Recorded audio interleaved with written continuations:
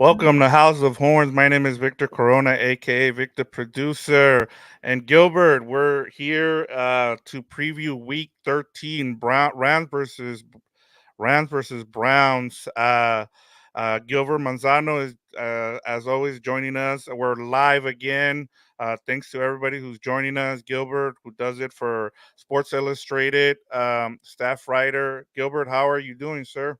Yeah, I'm doing well. You reminded me that we're on live. That's good to know that we're here live. No mistakes. They might occur a little bit. It's okay. Can't be perfect. The Rams started 3-6, and now they're 5-6. Room for improvement every single week. But I am doing well. And if you are watching the live, make sure to drop a comment. We don't mind stopping and answering a couple questions or hearing your hot take or anything about the Rams.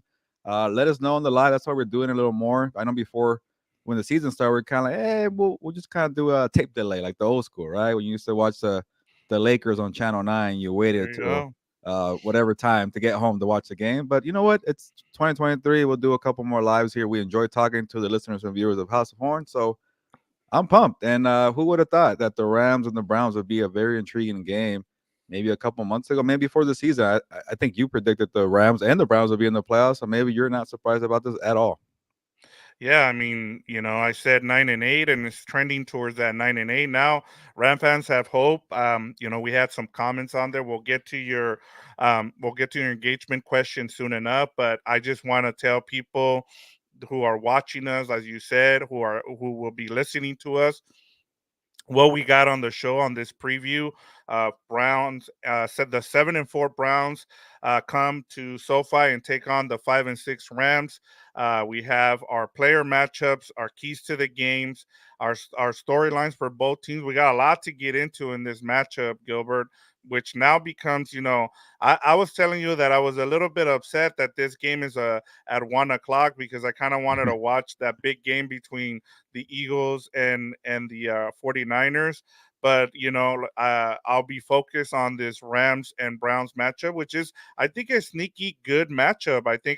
I know that the Browns are without their quarterback. They'll maybe have their fourth quarterback of the season, which is incredible. It hasn't happened since 2015, which we'll get into. But we have a lot to cover, Gilbert. So go ahead and get us started with an engagement question. Yeah, I got a little lazy this week. I just saw your great question on the channel, the community section of House of Horns. You asked the people, "Hey, are you optimistic about the Rams making the playoff? 2-game winning streak. They beat the Seahawks. They beat the Cardinals, and I saw you got a few comments. So I decided to just take that and make it the engagement question of the week. Like Victor said earlier in the week, are you optimistic about the Rams making the playoffs? Like I mentioned, a 2-game winning streak. They're now 5-6. They're right there. The one that kind of hurts, so losing to the Packers because the Packers are ahead, same record, 5-6. But the Seahawks, man, they're kind of fading. Vikings too. So maybe there's two opportunities for the Rams to make it. So get in the comments or let me know on the live. Are you optimistic about the Rams making the playoffs? If you're on audio, get over to the YouTube channel. But we appreciate all the audio listeners in traffic. I'm sure you're listening to House of Horns, driving home or wherever you're going to. But that's the question. Are you optimistic? It's okay to be a little negative. Maybe you're saying, no, I've seen this movie before. They kind of do well. They give us hope, and then they stink offensively, or they can't get a turnover on defense. Or maybe you're looking at the schedule and saying, hey, those Browns, man, they're going to be tough. Then you got to go to Baltimore. You still got to play the 49ers in Santa Clara. So a lot of tough matches. Maybe you're feeling not as positive as other people, but I just want to hear both sides, whatever take you have. Yeah, and I mean we have some comments that I kind of want to highlight here, Gilbert. If since we got a little bit of time here and we're live, so let's start off with at Jerry Sinky 1561. They say I've never doubted they'd make it from the beginning. They have the foundation of a winning coach, quarterback, defensive MVP, an MVP receiver, all who won just 2 years ago. They know how to win, and everyone is not going to want to play them come the playoff time. Very dangerous. So Ooh. that's a someone who wasn't doubting. Then we have on the opposite end we have Timothea Almeida 72.99. Not until they win 5 games in a row. So some people want to wait. They're going with the wait and see approach, which I totally understand.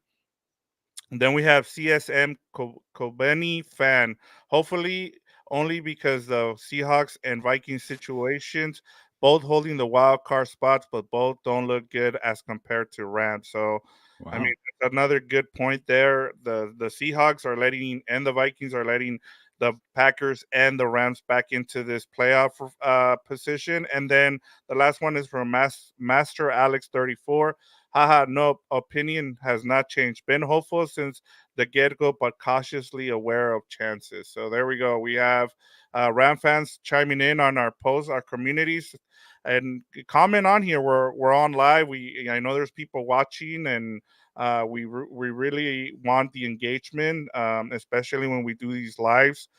It's good to get feedback from everybody. So Gilbert, now that we've kind of put our keys to, we'll talk about the keys for the Rams to get into the playoffs. But first, let's get some promo, some different things out of the way here.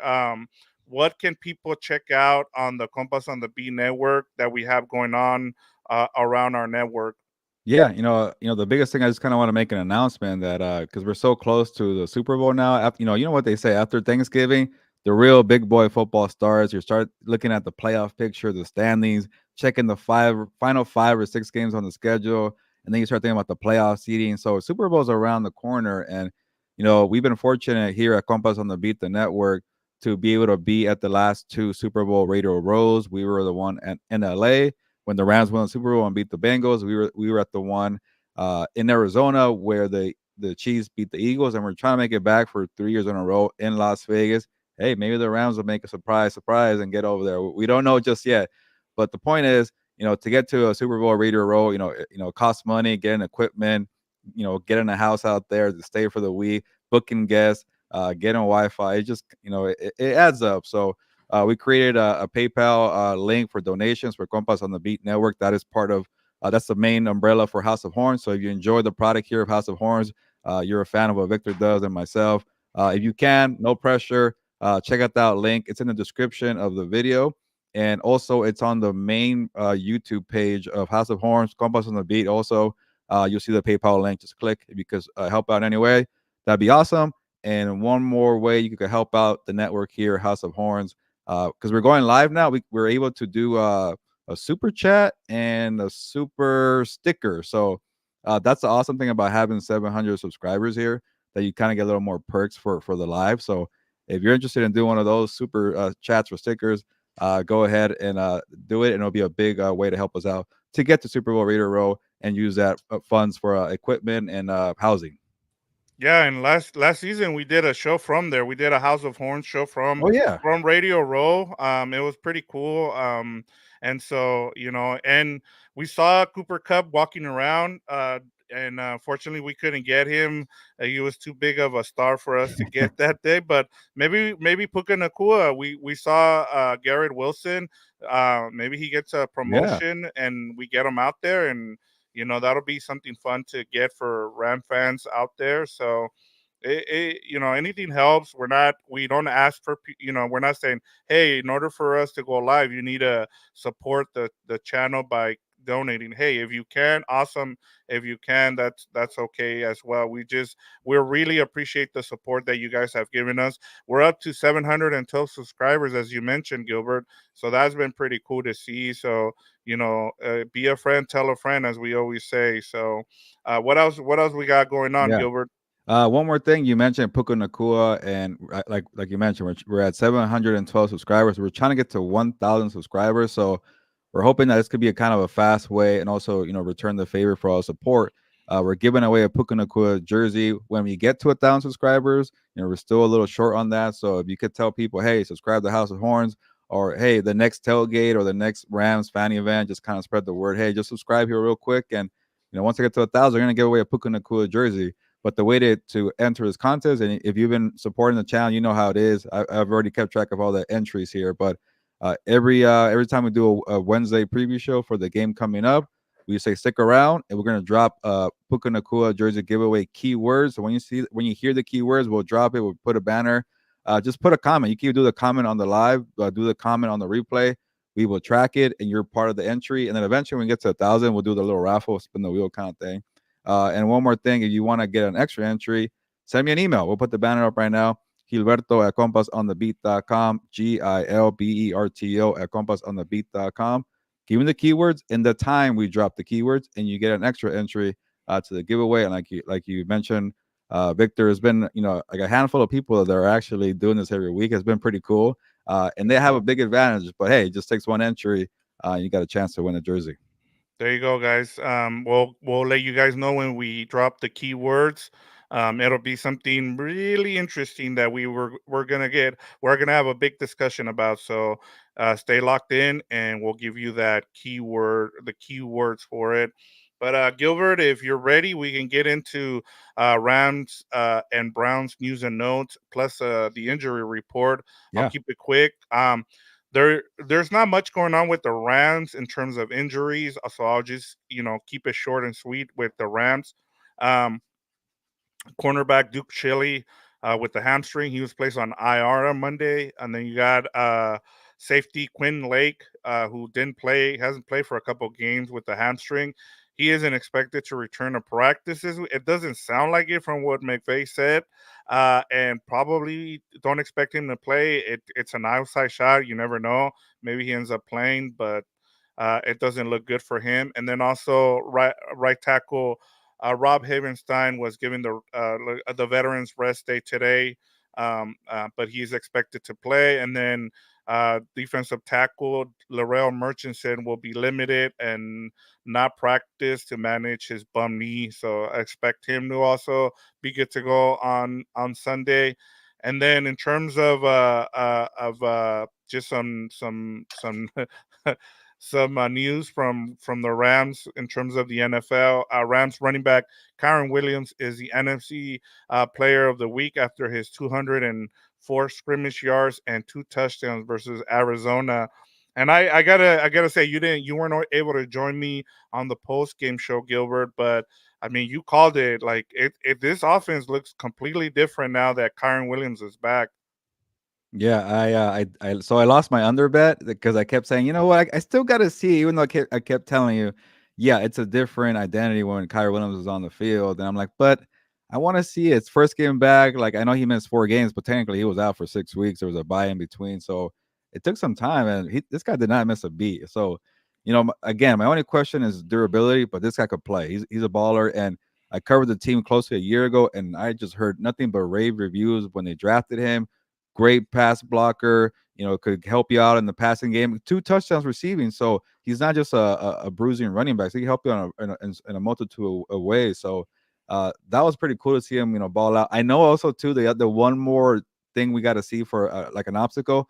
Do it against a different team because he did it against the Cardinals Yeah. before the injury, and then again the Cardinals, and the Cardinals are just kind of terrible. But hey, he's kind of doing the same thing against the Browns, and Kyrie Williams for sure the real deal. But we saw that strong start in the first month, so cool to see him get some praise. Obviously, people love him in the fantasy football community because he's getting the yards and the touchdown. Now it's like the legit football world is taking notice when he gets offensive player of the year. Oh, sorry, not the year. That's maybe something else of the week in the NFC. That's kind of the next step to say, okay, this guy's on the radar and he's on the rise. Yeah, and I mean, and then you add what I'm blanking on his name now, the backup running back, Royce Freeman, Yeah. and what he did too. I mean, that was pretty impressive as well. And then three of his games, two of his three games, his 100-yard games are against the Cardinals. So as you said, you kind of want to see what he can do against other teams. So, and we'll get into it because I think he's going to be a big key in this matchup as well. Let's get to the Browns. As we if you saw the headline it's the Browns are pretty beat up, Gilbert. And we saw that Myles Garrett was in a sling after the game against the Broncos, and so that kind of put his availability against the Rams in question. But according to Browns coach Stefanski, he feels good about Myles Garrett playing, but he cautions that they will want to see how the week goes. So there's a 50-50 chance. Now, a lot of people made a big deal out of the fact that he's not practicing, but it sounds like him and some other guys don't usually, even if they're healthy, they usually don't practice on Wednesday. They usually get the day off. So I was reading from some of the Browns reporters there that it's business as usual. So Okay. we might see Myles Garrett play on Sunday. It sounds like, Yeah, and then oh, sorry, yeah, go go ahead. ahead. No, no, no, go ahead, go ahead. I was gonna say, like, like, and I know Rams are thinking, or maybe people are thinking, like, hey, maybe the Rams are gonna catch a break if Miles Garrett doesn't play. But I'm sure people are probably like, no, like, bring your best of the best. And regardless, if Miles Garrett does play, like, I don't know what's worse than that, because I was trying to compare it to Max Crosby playing with the bum knee and still, having he did well, but he couldn't finish the game. But imagine with the shoulder and all the moves you got to do to beat up a lineman with the swing moves and just kind of getting around and just all these weird things they got to do. I know Miles Garrett is superhuman. He's an alien. He could probably do it one arm, but he's gonna be limited, and it's gonna be interesting to see what he does. But I would not be surprised if this guy plays, and I kind of want to see him play just to see like the best of the best go at it. Yeah, and then that's the other thing too. Yeah, he's been great for them, but they have a lot of dudes on this team, and I think for me, and we'll get into it. I think there's other injuries that are more, Yeah, that'll play a bigger deal in this game, Gilbert, and I'll get into it. But let me get to the next thing, and that's Joe Flacco. Joe Flacco has a chance to be the fourth quarterback that suits up or starts for the Browns, and if he wins, he beats the Rams, he would become the fourth quarterback to win a game for the Browns, which hasn't been done since 2015. And I think it was the Titans, or no, no, no, sorry, it was the Houston Texans that who last did it. So mm, I mean, it's been it's been rotation of different quarterbacks for the Browns, but if you have some players in fantasy, like some of these receivers like Cooper Cup, Elijah Moore, and I think the other guys, I forget the other guy's name, the third receiver, or even Njuku. I mean, the one thing you can count on Flacco is he's going to get the ball to those receivers, and so if he starts, which it sounds like, because he's Stefanski says he is the backup as of right now, and he's taking first team reps because Dorian Thompson Robinson, former UCLA coach, I mean quarterback, um, he suffered a concussion, and so he has to clear protocol. But as of right now, as we've seen, Gilbert, there's only been one quarterback that got clear a week after the concussion, and then that was Brock Purdy, which was still kind of weird how it happened, but that's for another story. But yeah, it sounds like it's going to be Joe Flacco. What are your thoughts on Joe Flacco perhaps starting for the yeah. Browns here? It's tough because, like, I want to say maybe Flacco actually gives him the best chance compared to DTR and PJ Walker, but when he played with the Jets, I think a year ago, he wasn't that He started good. the first 3 games for the Yeah, Jets, by the way. he was pretty bad. It got to the point where like people wanted to say Zach Wilson. I know he was hurt, Zach Wilson, but it's like, oh yeah, Flacco and Wilson do stink. Bring in Mike White, and that's when they kind of turned it around. So I worry about Flacco, and then that's why he hasn't had a gotten a job until everybody got picked up. We know about the Rams getting Carson Wentz, so I don't like, and also you got to learn a whole new playbook. But he's a veteran; he could probably pick it up. And like you mentioned, he could get the ball to his playmakers.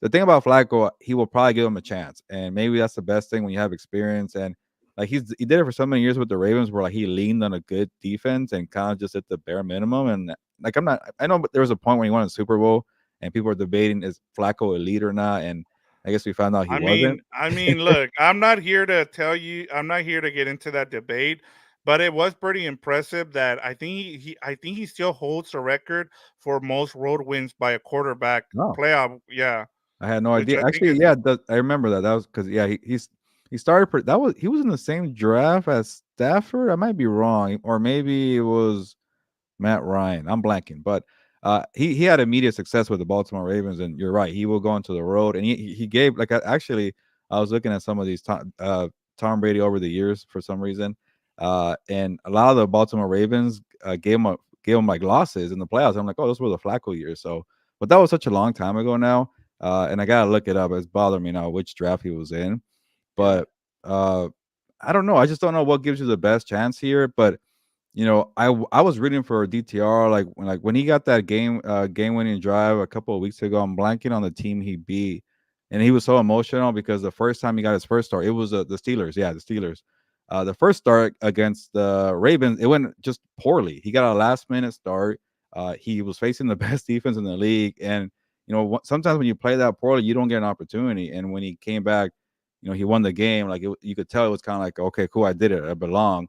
But he has struggled too, and and then PJ Walker. There's a reason why they went to DTR because PJ Walker, when he won a couple games, but he was bad. He couldn't give it to his playmakers. So, but that's kind of been the story, right, Vic? Like they lean on their defense, they lean on a running game. I know Chubb got hurt, but they got Jerome Ford. So it's kind of like, doesn't matter. It's kind of one of those, just run the offense, don't turn over the ball, and maybe this team gets by.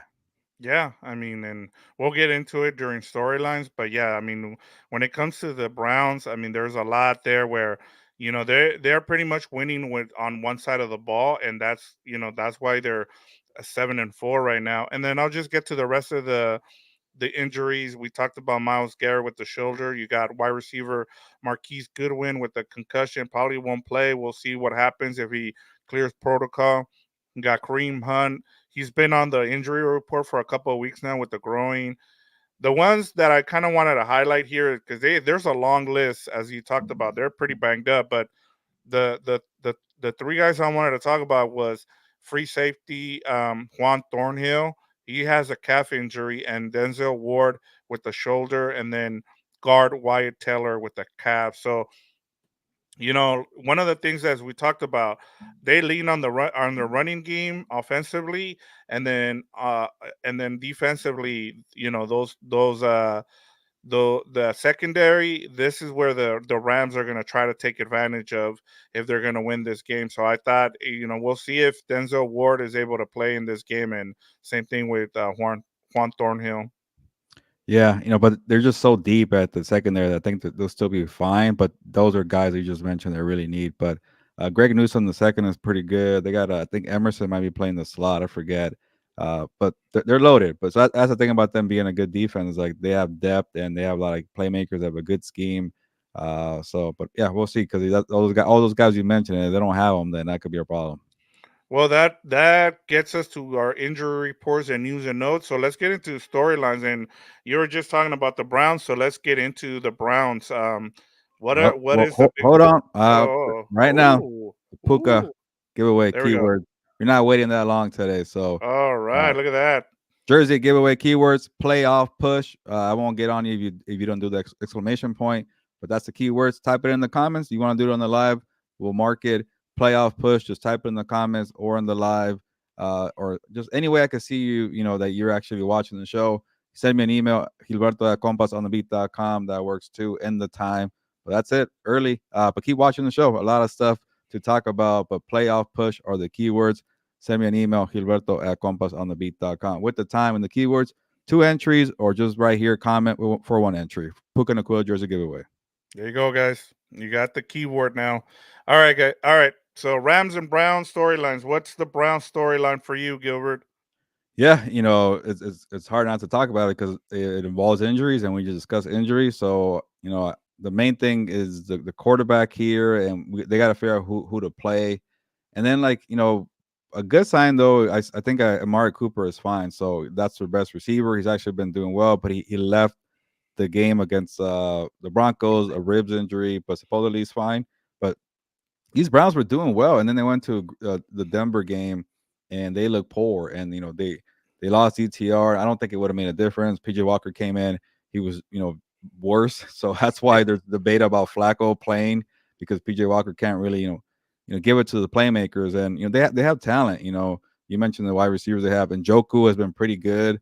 So that's something that the Rams should be aware about is Njoku, the running game with Jerome Ford. So you know the only issue I think if they go with Flacco, which I think might be the best choice here, is did he get enough time on the practice squad to learn the system? Did he get enough time in practice getting the first team reps this week to do something, because we've seen a lot of backups that do well, but a lot that do bad. Like we saw Tim Boyle last week, pretty bad.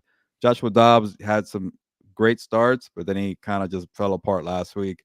Tyson Badgett had a good start. He did poorly after that. Aiden O'Connell has some flashes. So all these quarterbacks, but the difference is they're young and Flacco is not. So maybe they are in a better spot there. Victor, did we get a comment here? Yes. Jerry Sinke, thank you. It was also in reply to our post, our community post. Very important to also remember the Rams are getting healthy while the teams in front of them are have the injury bug. Same thing that hit the Rams last year. This team is peaking at the right time, and I was gonna bring this up later on, but yeah, you're right on, Jerry. Like it's one of the good things about this Rams is they came off the bye and they were healthy, and I thought I brought it up, Gilbert, in the post game show, and I thought that part of the reason that Kyron Williams looked really good is because he's fresh. He hasn't played for 6 weeks, and this time of the year, everybody's banged up. And when you get somebody with fresh legs, guess what? You're gonna be able to take advantage of that. So yeah, I mean Yeah. it's a good point. And yeah, and earlier I forgot to mention that it's a good sign that we're not talking about Cooper Cup in injuries or being on the injury report or his status. So that's a good sign. I know he didn't have the best game last week, but having Puka and Cooper and a healthy offensive line and Kyron Williams with a Stafford who looks better now. He got the hip injury, he got the thumb injury. He looked good last week. And I know it helps when you have Kyron Williams doing the bulk of the work, but 4 touchdowns, he did that himself. So that's a good point by Jerry here because sometimes you kind of get these injuries in waves, and it just kind of depends, you know, who like is able to overcome it, and who's feeling fresh and well for the playoff stretch here. So, uh, the Browns unfortunately don't have that luxury, and maybe it could hurt them because everything comes so difficult for the Browns. It's like, all right, defense, bail us out. All right, rushing game, can you do something? And they play like in these clunky games, 16-13, 13-10, 29-12, which was scoregami last week, by the way, against the Broncos, which was awesome. I like to see scoregami all the time. First time in history, 29-12 game. Sean Payton had no idea what the hell it was, so that was funny to see. But they were smacked a week ago. I'm gonna keep it real, and I don't care that the quarterback changed because the quarterback does not matter. Even when Deshaun Watson was playing, they weren't doing that well as a passing attack. It's been running the football, playing good defense, and then I'll give credit to Kevin Stefanski. He kind of had a couple down years, but he's scheming his butt off. They're well coached on both sides. Jim Swartz, right, the defensive coordinator, doing a great job there with the defense. So they're gonna be one sided like they have been all year. Like the only difference would be like if Myles Garrett is not 100%, like that could really throw a wrench into your defense, especially Denzel Ward, Juan Thornhill. So you mentioned a second there, like they're deep, they're loaded. But if you're losing your big gun in Myles Garrett, and again he's an alien, so I don't know how the injury is gonna be, but he could be limited, and that means you gotta have Zadarius Smith do more or Dalvin Thompson do more, all these other guys. So, uh, you know, that's the thing that's different here is the injury to the big guy. But for the most part, they've been one dimensional, and it just you ask from a lot from your whole team to kind of get by and kind of squeeze a win out, and they're going on the road too. So I think the Rams are in a good position here to take this one. The Browns are very good defensively, but they can't score points. And like if you can just ask Stafford to get you 17, that might get it done, Vic. Yeah, I think so. And and in terms of the Browns and everything that you mentioned, I think that Jim Schwartz has saved Kevin Stefanski's job. Like I've said this, um, yeah, as you said, he's coached well, but and I get it. I think part of the excuse is going to be, look, I've had to rotate four different starting quarterbacks, but at the same time, the one thing that's been solid has been that defense and what Jim Schwartz has done. I mean, the proof is what he did against the 49ers and how he shut them down. And yeah, maybe they got lucky in that game where the kicker missed a field goal there, but that's the thing about this Browns team is that they've been opportunistic and they've been able to take advantage of the opportunities.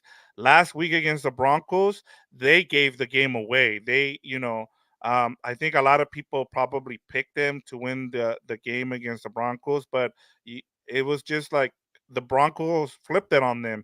They were the team that took the opportunities and actually won the game.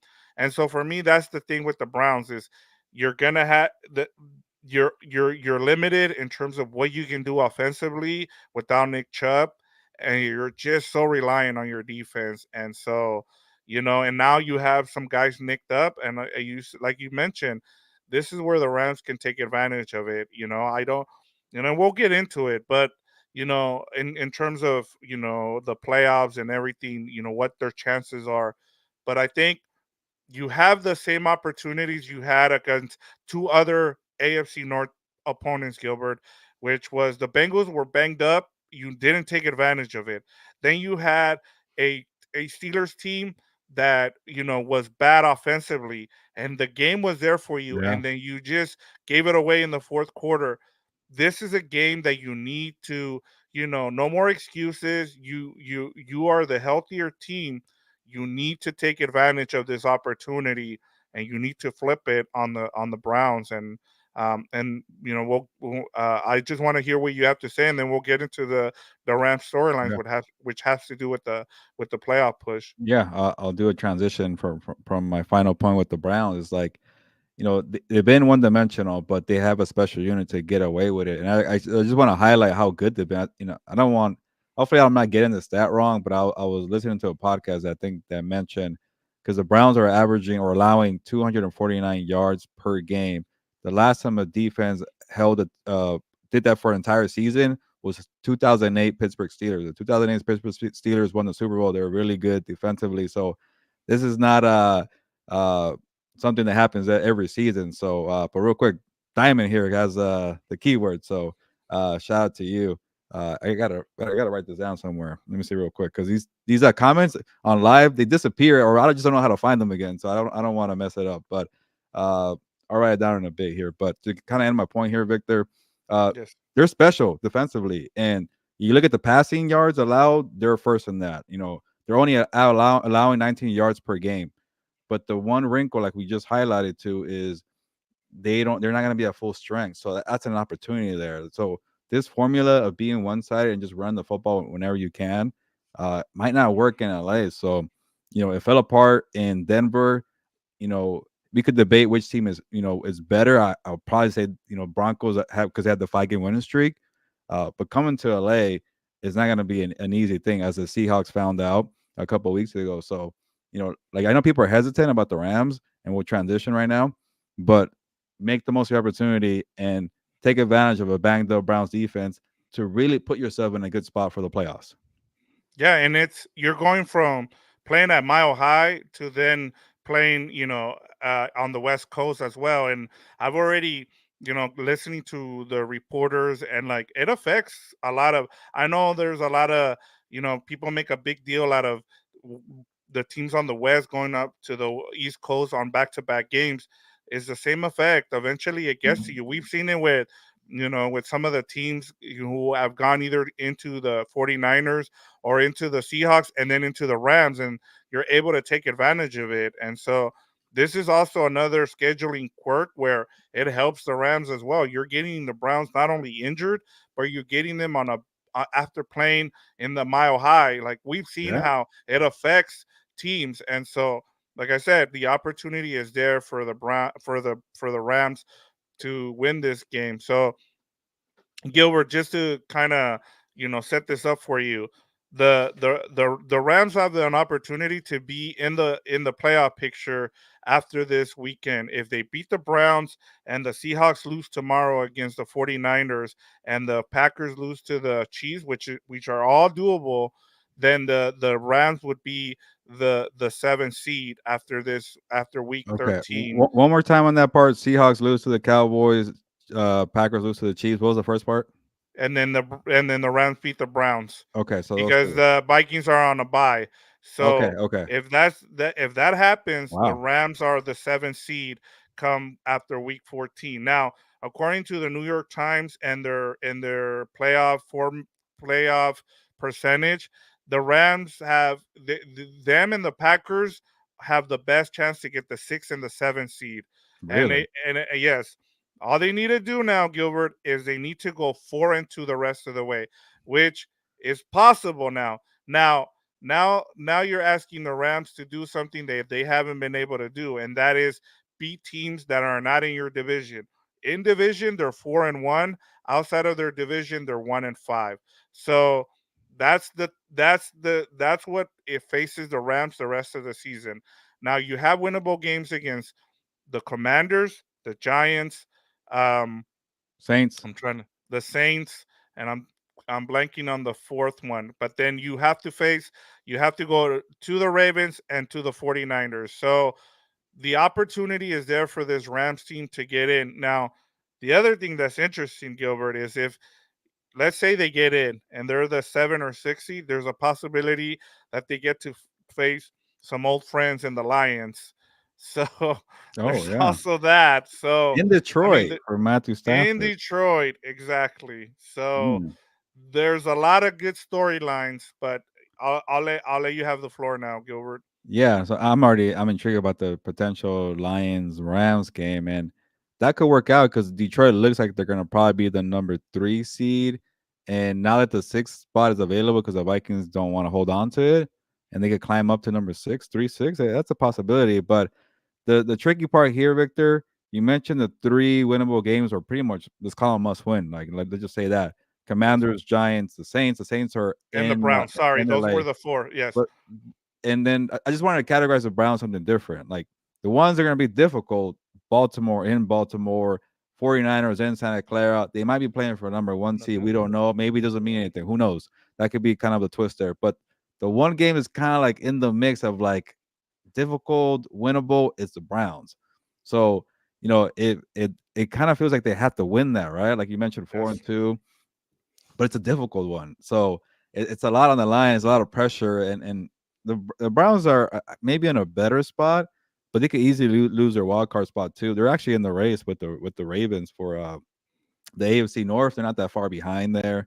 Maybe like a 1.5 game difference. The Ravens are in a bye week. Yeah, They're- are the Ravens 9-3 or they're 9-3, yeah, right? 9-3, and they're seven And and the four. four, right? Yeah, so you're right, 1.5. So but regardless, they want to play for a wild card spot because you got the Bills trying to make a push, you got the Colts, you got the Texans, you got the Broncos, you got the Steelers. So one loss could really kind of fall, like you mentioned, like you could really maybe fall off the playoff picture. And Vic, I wrote a story at SI early this week because it made me do like a winners and losers story, and I was like, "Oh crap, the Colts are in the playoffs currently, and the Rams are only like a half a game behind or 1 game behind." I'm like, in week 4 when they played each other in that great game, we all thought these two teams are going to the playoffs, and they both had these terrible funks, and here they are, they climb out of the hole and they're back in it, and it just kind of shows you how long the regular season is to get to the playoffs, Uh, and we're all like in this 1 game window or 2 game window, and no, it's a long season, so again, we're gonna do a sample size here of the last games, but we're all trying to figure out a combination. It could easily be they win in Baltimore, lose to the Saints, something yeah. wild. We just don't know. But the main thing is the 1 game at a time. And for a while, I wasn't even looking at the schedule after the Ravens game for the Rams. I'm like, okay, they gotta dig out of this hole before I care about playoff picture. And now that they're here, I started checking out the rest of the schedule. And I wonder if that Thursday night football game, Saints and the Rams, I don't think it might get flexed out because the Saints are somehow in the NFC South race, which is a terrible dumpster fire division, and the Rams are now playing for something. So I kind of want that game to stay on Thursday. I'll probably check out that game at SoFi and be out there on Thursday. Uh, but it's a lot on the line. It's very exciting, and you're right. Got to go 4-2, and must win against the Browns because, like you mentioned, if you go 3-3, what is that? 8-9, right? So Yeah, it's it's a kind of good difference luck. between being 8-9 and 9-8, which I said from the beginning of the season. I said if the Rams go 9-8, they make the playoffs, and as I said, it comes down to the back end of the schedule. If you get through the beginning of the schedule and then the back end eases up and you can take advantage. Now, as we talked about, they need to take advantage of the games they have in front of them, the ones that like they they control their own destiny here. If and they have the coach, as has been pointed out, they have the coach, they have a quarterback, they have players to be able to get it done. And so, but as we know, Gilbert, it's the NFL. Anything can happen, as they say, any given Sunday. Yeah, and like we're gonna go off of those 4 teams, the Seahawks, the Packers, the Vikings, and the Rams. And yeah, if you look at the quarterback and the coach and the core group, the Rams should have the advantage. They just won a Super Bowl, like somebody mentioned earlier. Things are lining up the ways, for the Rams, but it's a tough game against the Browns. You definitely got to get that. And one more thing, like the Seahawks, man, they're fading quickly. And but the thing about that, like even if they like for the Seahawks, they gotta win one with against the Cowboys, Eagles, and 49ers, which is brutal 3 games. And they play the Steelers too. Like that's Yeah, the other thing I too. I just don't even know. Yeah, they could probably lose to the Steelers. The Steelers are just a weird team, but they also have to play the Titans, which is a winnable game, and some other crappy team. So they could probably also go 3-3. But the good thing about the Rams, they have the tiebreaker there. Now looking Exactly. with the Vikings, it could be they played. I know I'm not as familiar with the Vikings schedule, but I do know they played the Lions twice in the final 3 weeks, so that could And be they're playing the difficult. Packers, who they're also in contention to. There you So go. that's why the Packers and the Rams are they have the best percentage the rest of the way. The Packers have an they have an easier schedule, and then number two is they have the tiebreaker over the Rams because they beat them, and so that's the other thing too. So I mean, So there's a lot. I mean, we I got guess six. for me, I just want to like say is like hopefully the Packers don't get in, because then if the Packers get in, that means they'll be the 6th seed probably if they tie, and then the Right. Rams are 7, and we miss out on the Lions Rams playoff game. I just want that now. Well, I mean, and that's the other thing, Gilbert, because let's say you get the 7th seed, you're probably facing the 49ers a week after you face them at the end of the That'd season. be So you get them interesting. back to back weeks. So there's a there's a lot to look forward to. Like you're just hoping that the Rams, are able to do the things that they're supposed to do and they actually, pull some of these games out, the winnable games. Man, I wonder what would happen if the 49ers are like maybe locked into the number 2 seed, nothing to play for Yeah. in week 18. But it's kind of like, hey, Sean McVay, F you, I'm Kyle Shanahan. We got a rivalry here. I'm gonna Well, play all they my they're starters. they're not gonna want to face the Rams. They'd rather face, someone else. I would assume. Yeah, they could not if they want if they have an opportunity to knock them out, would they do it? Like it's gonna be a very interesting Yeah, storyline. But we're getting a little I ahead. It's know. first handle the Browns, which is gonna be a very big telling sign of where they're gonna go. And I think that's why people are in the middle of being optimistic, like win this Browns game and then we'll talk kind of thing. It feels Yeah. like that. I'm with that crowd. I mean, that it comes it's just it's crazy how you, as you said a couple weeks ago after the Packers game, we were talking about, okay, the Rams need to start getting ready for the draft. Now after 2 wins, we're over here like breaking down the last 6 weeks of the season and a potential matchup with either the 49ers or the Lions. So here we are. But they need to win this game against the Browns. I think that's the big thing. You win this game and you're in better position to make the 6 or 7 seed. All right, Gilbert, let's get to our player matchups in this game. Go ahead and start us off. Yeah, I'll keep it short for me. I know the Browns are very banged up, but that's a very good secondary here. And I'll just kind of give you the stats of the passing. The Browns are only allowing 142 passing yards per game. So that's going to be very difficult for Matthew Stafford. I get maybe no Denzel Ward, but like I mentioned, they got Greg Newsome. They got Emerson there. So they still got a lot of playmakers in the secondary. So obviously you want Kyron Williams to put in the work, but you still got to help out in the passing game, and it's going to be tough to get some yards here. So Puka Nakua, Cooper Cup, we've been all screaming for them to ball out together. It's either Yep. one or the other, or maybe none of them do anything. And it's like, how about this week when you really need your Just- 2 star wide receivers to go off against the best secondary in the NFL? Again, we don't know who's going to play just yet. But if Denzel Ward plays and it's Newsome and Emerson against Puka and Cooper Cup, give me my popcorn. I'm ready to watch that. It's a lot of elite talent going toe to toe, and Stafford seems healthier. Again, I don't know how he really feels. I'm sure he's not feeling 100%, but he looked good last week, and this could be a big time week where if he's feeling good, you better bring your best because that's a very good secondary. Yeah, and I mean, this is the time. I know both guys, have been on the injury report. You could tell that Puka Nakua has been, he's looked, hurt at times, but he's still playing through it. Same with Cooper Cup. But as you said, this is the week to get it done. One of the things that I've been seeing going around this week is the Sean McVay during the bye week looks like he added some wrinkles to the offense where he's having the receivers and the tight ends going in motion to create, different angles for the running game and also the passing game. I think that's going to be a big key in terms of what you just said, and to be able to take advantage of the receivers and getting them open. And you know what? I'll give credit to Sean McVay for deciding, my receivers are struggling, so I'm gonna do my best to try to create opportunities for the run game with Kyron Williams. And so I'm with you. I really think that Yeah, that's a good one. and real quick, I don't want to forget Tutu Atwell. He had a great game last week, 3 catches for some 70 something yards. So if he's involved too against the secondary, the more the better.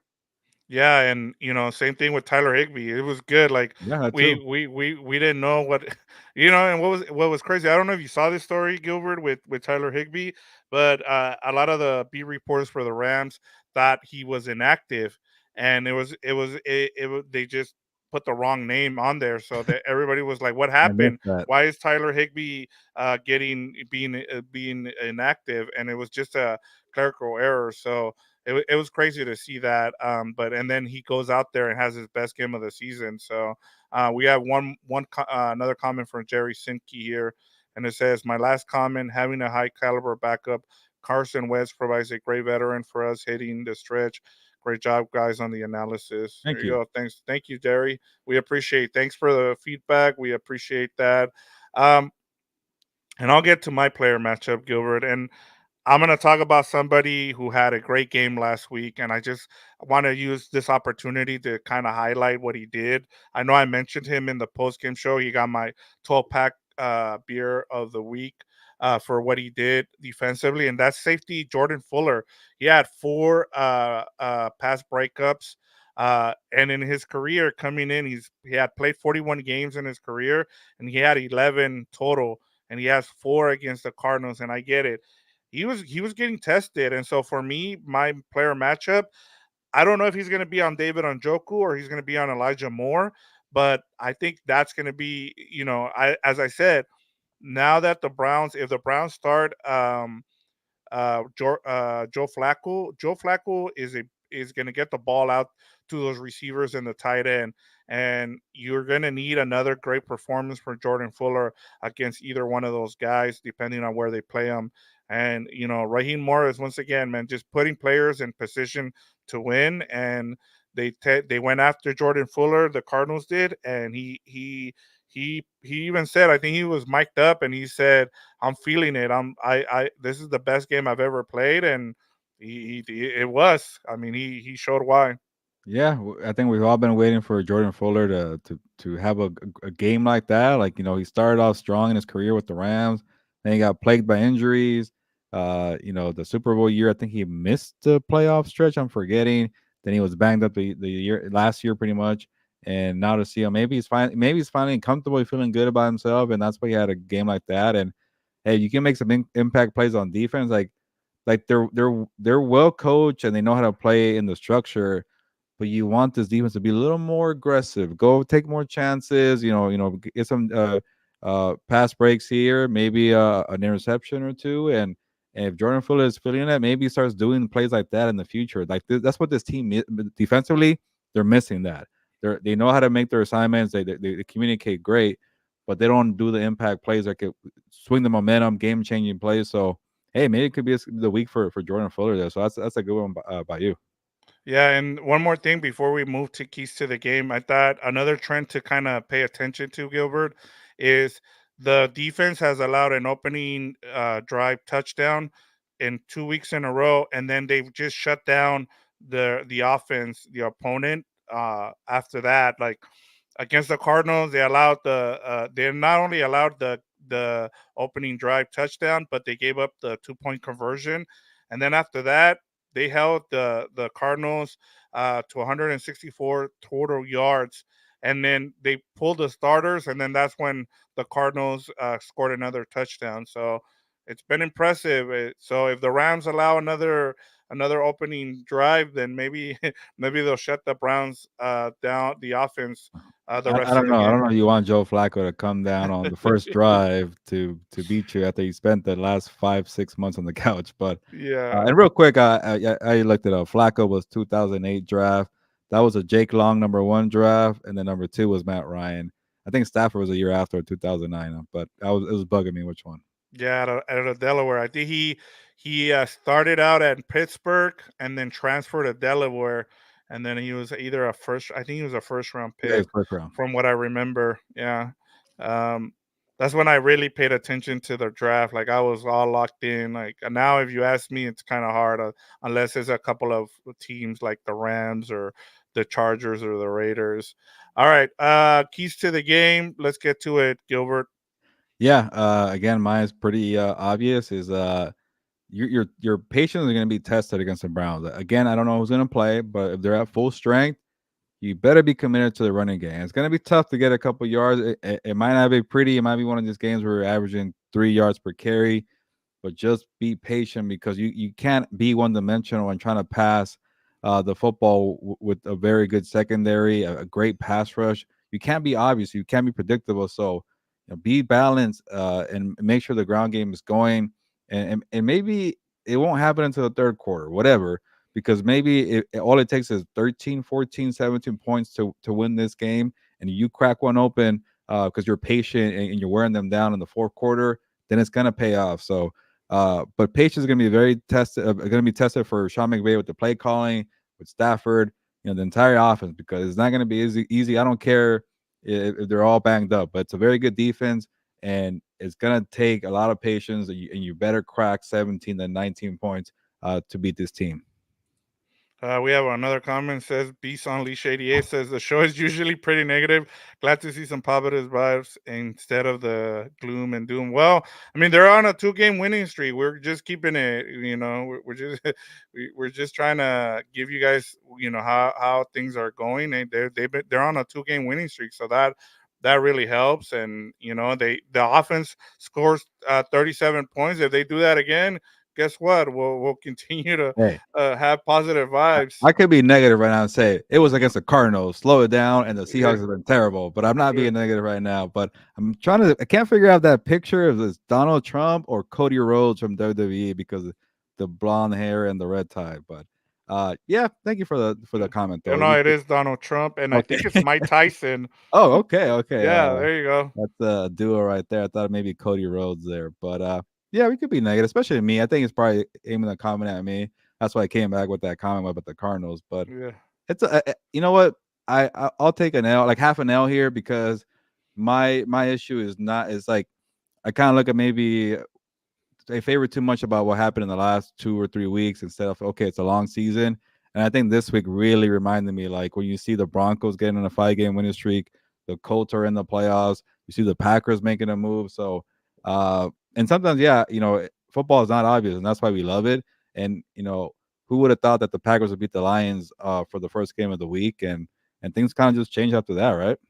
Yeah, and I'll give a something that we talked about, during our the Compas on the Beat, our show, and that was, had to do with the Lions and the comment that Sean Payne made after they were 1-5, and he talked about the Lions last season and how they were 3-6, and they made that run and they almost made it into a playoffs. There's always a team late in the season who has that run, and the Rams are in that position right now where they can make that run. Like it's a marathon, and that's just the way it is. We have one more comment for Beast Unleash 88. This Rams team, when healthy, is one of the best teams in the NFC.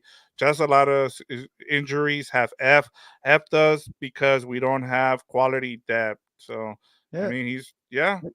I'll say half truth there. Like, I don't know if they're the best roster when healthy, but they don't have depth. You're right, because it's a young It's a team, and it's young kind of roster. they're Yes, wrong, you're right. and that's why maybe we're a little negative because they're probably thinking like, all right, here it comes. This is where the growing pains are going to take over, and they can't overcome injuries. But and then for the most part, they're well coached, and I know Sean McVay hasn't had his best season. That's probably another part of us being negative.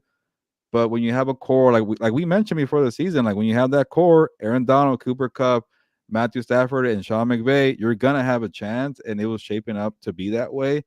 But like that comment said, they don't have the depth. And but the good thing about that, again, being positive, they're like a year early from this rebuild, and they're sitting pretty. Like that's why even when we're kind of negative about 2023, I'm like, hey, be excited for 2024 because they're hitting on the draft picks, and you got a bunch of money in the salary cap, and you got Puka Nakua, which is awesome, and you got Kyron Williams. So maybe Stafford is available for another year. Maybe McVay sticks around longer. So they're in a good spot. But hey, things can change quickly, and I think maybe we were a little too negative, but at the time it looked pretty dark. And to their credit, they beat the teams that they needed to beat in the division. And but like you said, Vic, they got to do it against a team outside the NFC West. Yeah, and I mean, we're just pointing out the obvious stuff. I mean, that's just the way it goes sometimes. And then getting back to your keys to the game, and there's one more comment from Beast Unleash 88, which I'll get to, but I want to get back to the keys to the game and what you said. And if you look at that game against the Broncos last week for the Browns, uh, the way they won that game, the Broncos did is they ran the ball at the Browns. To your point, they had about 168 yards with Javonte Williams, uh, P. Ryan, and all those guys, and then Russell Wilson only had like 104 yards passing. So that is the key, as you mentioned, is running the ball. Get Kyron Williams, get Royce Freeman into this game, and get them about around between 25 and 30 carries, to where Matthew Stafford can use the play action, can doesn't take big hits, especially against Myles Garrett.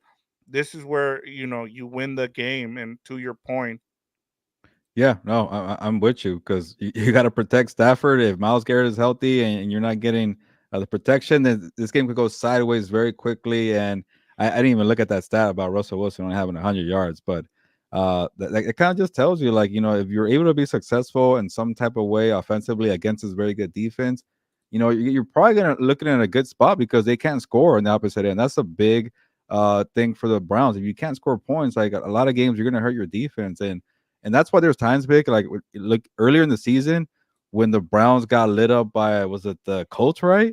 It's because mhm, like you're asking your defense every single week to be perfect, and that could wear on you on a team and mentally, and it's draining. So the that's why they have Cowboys game, that. yeah. So that's why you have a couple games where like, yeah, like for all the Rams or Browns where you're asking for too much from one side, it could really fall apart.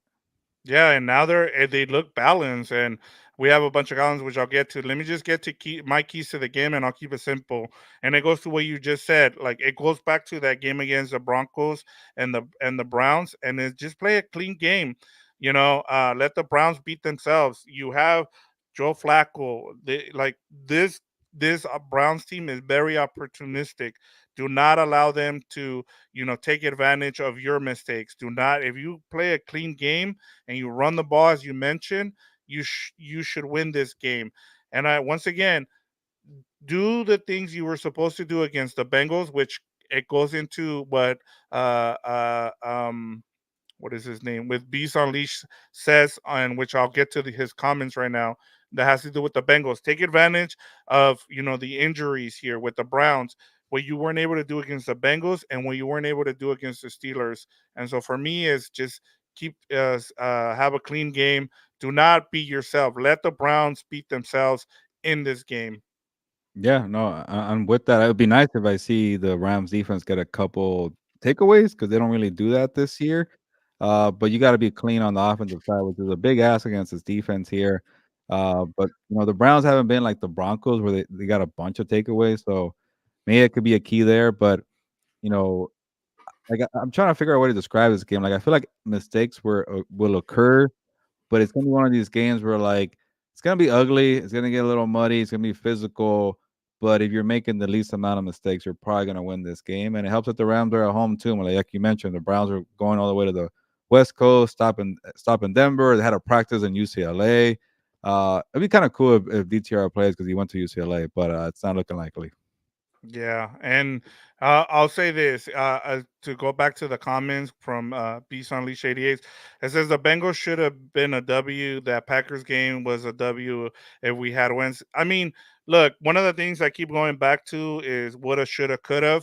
Like, and I try to be as positive as I can, but at the same time, look, you weren't supposed to win the Seahawks game, and you won those two games. So that's the I was thing lucky. is, yeah, that Just field goal.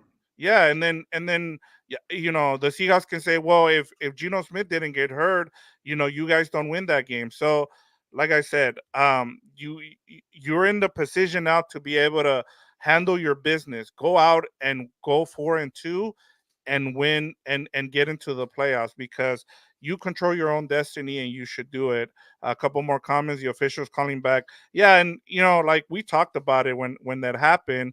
The officials screwed them in that game, but you still should have taken advantage of that opportunity, and they didn't. And unfortunately, that's you took a loss there. And then one more thing here from Manuel Infante. Thank you for reaching out. We like that. The emojis. And then a Mhm. couple more comments for Beast Unleashed. Thank you, Beast Unleashed 88. We love all this feedback. Hoping we can come out of the next two games 1-1. Ravens might be rough, but I'm hoping we put up a good fight. And from what I remember, maybe somebody can say that I'm wrong, but last time the Rams went to play at the Ravens, they came out with the win, I believe. Um, what's his name? Why am I blanking on his name? Uh, they won. I remember they won that game at Baltimore. But yeah, so Yeah, if somebody remembers in the comments, let us know. But yeah, one nugget about what Beast Unleashed said. The yeah, reason why I was negative, and you brought it up about Carson Wentz, they didn't get Carson Wentz because they wouldn't go and sign him. They waited too late. Like that, yes, that could have made a whole difference in the world. Like we're talking about should have, could have, what could have been. If you would have signed Carson Wentz maybe before the season started, when you knew Stetson Bennett wasn't going to be part of the team, and you got Rippin out there, and you had Carson Wentz ready to go for the Packers game, now you're sitting pretty here, but they didn't do it. So we could go back and forth about what could have been, and maybe we're being too negative, too harsh. But I stand by what I said about the franchise being too late on Carson Wentz. But here we are. It's like, but I like the kind of conversation, this dialogue of are they a good team? Are they a great team? Should we give them criticism? Should we not? They're 5-6. At the end of the day, I think the record is what this yeah, team is, and now yep. you're in a good spot, and you could handle your business and prove people, whoever the doubters are, maybe you could put me on there if you want, because you beat the Cardinals twice and a disappointing Seahawks team twice. Go beat the Browns, and then everybody's gonna start believing, and you stop Everybody's gonna caring. jump on the bandwagon at that point. Yeah, and you're like, hey, we're here. We're talking about it Yeah. right now. So, but no, I like the kind of the feedback and holding us accountable because you know, it makes the show better. Yeah, and one more comment. I think our defense would have more turnovers. They played more aggressive. Raheem playing too soft at time prevents it, and he's been more aggressive. I honestly can't fault him. Like a lot of people didn't expect much from this defense, and I said, look, if Raheem Morris is going to get another job, he's going to have to play, coach's butt off, and he's done that. I mean, not a lot of people expected much. So, and I understand some of the criticism still, but there's not much you can ask for with what he's done. As they said, there are no name defense after Aaron Donald. So, and Yeah. then he says that Lamar Jackson was hurt last time they played Oh, in there. And then one last thing, Jake Ellenbogen, who's a big Rams. I think he's a blogger or he follows the Rams closely. Was screaming for Wentz for a while. Also, dude has talent. So, yeah, I mean, we were saying too, like go and get it. You were saying actually, Gilbert. I'll give you credit. You said go get a legit backup, and they finally did it. And it was just too late. They could have used them against the Packers. So, hey, but there's to the Rams' credit, to be a little more positive, it's better to get them now than not, because look at the Jets. Like they didn't even try, and they're yeah. stuck There with you Tim go. Boyle. And then Yeah. now there's more injuries at quarterback positions, and like, oh crap, we got to get Joe Flacco. And the Browns are looking nice, but the other teams that have injury concerns at quarterback, they're like, damn, all the quarterbacks are gone. So at least the Rams jumped on it. It was late, but they did it. and that might cost Robert Saleh his job. I mean, somebody's gonna have to take the blame. It's not gonna be Aaron Rodgers. I mean, they went and Tim got all, Boyle. yeah, they went and got all his people, and guess what? It's gonna cost Robert Saleh his job probably. We'll see what happens, but that's another team. All right, Gilbert, let's get to our betting spotlight. The Rams are 4.5. I've seen two different lines. I've seen 3.5, and I see 4.5. So, and then the over under is 39.5. What's the right side of this game, Gilbert? Yeah, damn, the Rams are 4.5 favorites. That's seems like a lot to me. But if it's 3.5, I could take the Rams. And it's funny. Remember a week ago we are arguing about like, is it -1 or -1.5 for the Rams? If they blow them out, who cares about that extra Yeah, the extra half point there? But we got that one right regardless there. yeah, But it's just the Browns are a good defense. I think it's gonna be close here. I know the Browns got spanked by the Broncos, and their quarterback situation is terrible. Myles Garrett might not be healthy. But so I if it's 4.5, I will take the Browns to cover. I'll give you my game pick in a bit. And then the over under this one, might be a little surprising. I will take the under here, and it's not a Rams thing. I think I believe in the offense with Kyron Williams. They're really good with Kyron Williams. It's more of a Browns thing. It's like they have a good defense that might limit like the Rams can still have a productive offense. Like doesn't mean you have to score 30 points. You just get 20, and that's a good day yeah. against this very good defense. And then you got the Browns' terrible offense that probably might get you 12 points again, 10 points, and you still get the under. So was that 20, 12? I'd be 32 points. So I would take the under. It's just the Browns are involved here. Good defense, bad offense. Usually you go with the under for that. Yeah, I'm with you on both points. I like the Browns. I think this is going to be a to cover. I do like the Rams to win this game, but I just think that's too big of a spread for me to feel confident. Do I think the Rams are better this week than the Browns? I do. I just that's a big line for me for the Rams, especially you don't know what you're going to get from the Browns, and then that defense is really good. And then I'm also with you on the over under. I like the under in this game as well. We have Beast Unleashed. He's giving us he's going with the over Okay. here. He's going with the over, and he's going 27 and 23. And he says because we'll get a few turnovers. So there you go. Beast Unleashed 88. He's taking the over, and he's also going with the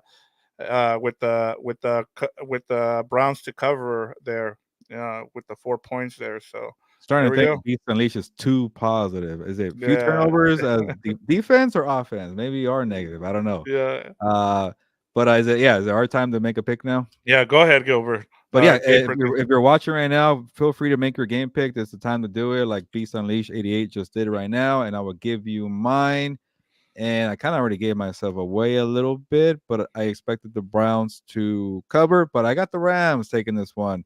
And I feel good about it because of what they did a week ago, and then all the injuries to the Browns and the Browns being on the road. It's a good game for the Rams to be at home. Uh, you know what? It's gonna be tough for them to get points, but like I just mentioned, I'll think that I'm gonna say they get 20 here for the Rams. I think that's asking for a lot against this Browns defense.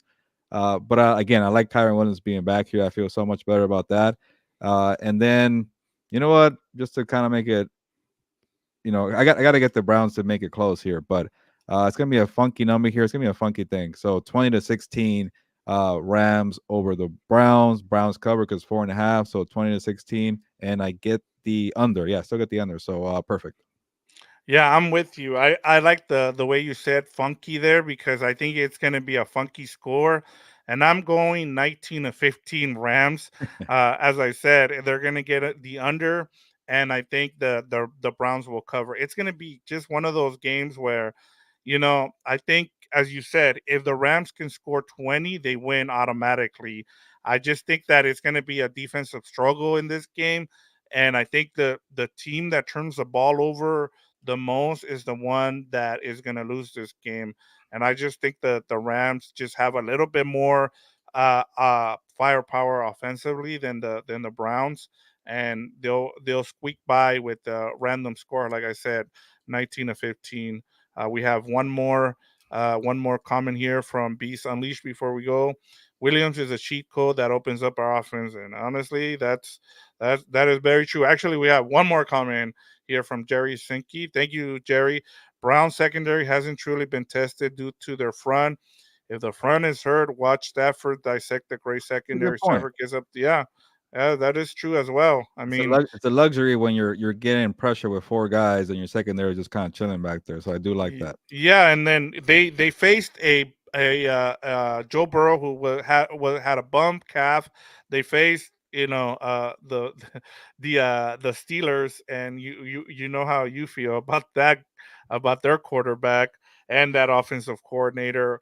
And so he's right. I mean, this is going to be a great test. A few weeks ago we said, "Oh, Matthew Stafford's been the best quarterback that such team has faced so far." And I think it was the Steelers, and he played well for 3 quarters and then disappeared in the fourth. So hopefully he steps up again against the one last. A W is a W, no matter whether the score is 9-6 or 40-3. And honestly, I agree with you. A win is a win, especially right now. You need, as we said, Gilbert, the Rams need to go 4-2 the rest of the way, and they need to start with the win against the Browns on Sunday. um, but that's all I have for you, Gilbert. Yeah, As you know, we're getting a lot of views, got a lot of people here on here, so yeah, I we like it. appreciate it. I appreciate this might be the most people we've had on during our lives, so we really appreciate it. We thank you for the subscriptions that you guys have had. Like you said, Gilbert, go ahead and let's. What do you got coming up on Sports Illustrated that Yeah, people can check out? check out all my stories, Sports Illustrated. I'm probably gonna touch on this game here for my takeaways of Week 13. And I think I'm gonna have to for sure watch the Eagles in the 49ers battle. But maybe by the time that game is over, the Rams have a good win and everything is fine. But yeah, check out all my analysis at SI. But check out all my analysis verbally here on House of Horns on the YouTube channel. It's awesome to see. If you like the content, like we mentioned on top of the show, you can support us by clicking on the link in the description, the donations tab. It takes you to PayPal. We're trying to get to Super Bowl Radio Row. It'd be awesome when you get a couple of Rams players to join us at Super Bowl Radio Row. We could do a live show from Las Vegas of House of Horns, Compas on the Beat. So if you can help out, check out the link in the description.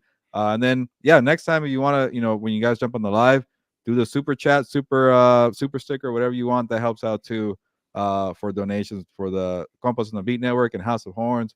But yeah, I'm ready for this big time game, Week 13. The Browns and the Rams. Who would have thought these two teams in the playoff picture? Yeah, and before we go, I just want to give a shout out to Jerry Sinke, Beast Unleash 88, Diamond Young. They were on in the comments today. We really appreciate it. But before we go, we got one more. Browns have only scored a total of 25 points in the last 2 games. You can have a great defense, but hurt in your offense can't score spells trouble. So there you go.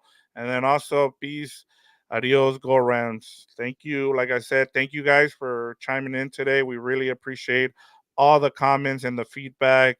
I mean, honestly, this is what we've been asking for from Ram fans, and we appreciate that, Gilbert. So, with that said, that's all. Let's go ahead and close this up. We're already up to an hour and 12 minutes. Yeah. Yeah, no, but that's a good thing, because that means we got a lot of comments here to answer questions. So if we're going longer than usual, that means that people are engaged or locked in and they're watching and they're listening to House of Horns. And yeah, and definitely check us out on audio too. Audio if you can.